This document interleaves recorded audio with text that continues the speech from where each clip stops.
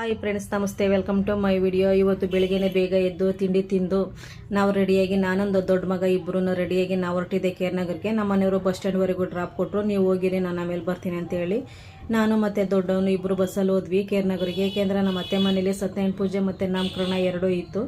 ನಾವು ಹೋಗೋಷ್ಟರಲ್ಲಿ ಸತ್ಯನಾರಾಯಣ ಪೂಜೆ ಮುಗ್ದೋಗಿತ್ತು, ನಾಮಕರಣ ಮಾಡ್ತಾಯಿದ್ರು.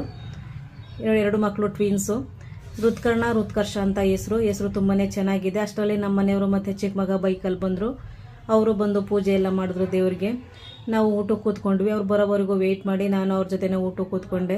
ನನ್ನ ದೊಡ್ಡ ಮಗ ಆಲ್ರೆಡಿ ಫ್ರೆಂಡ್ಸ್ಗಳ ಜೊತೆ ಎಲ್ಲ ಕೂತು ಊಟ ಮಾಡಿದ್ದ. ಊಟ ಎಲ್ಲ ತುಂಬಾ ಚೆನ್ನಾಗಿತ್ತು.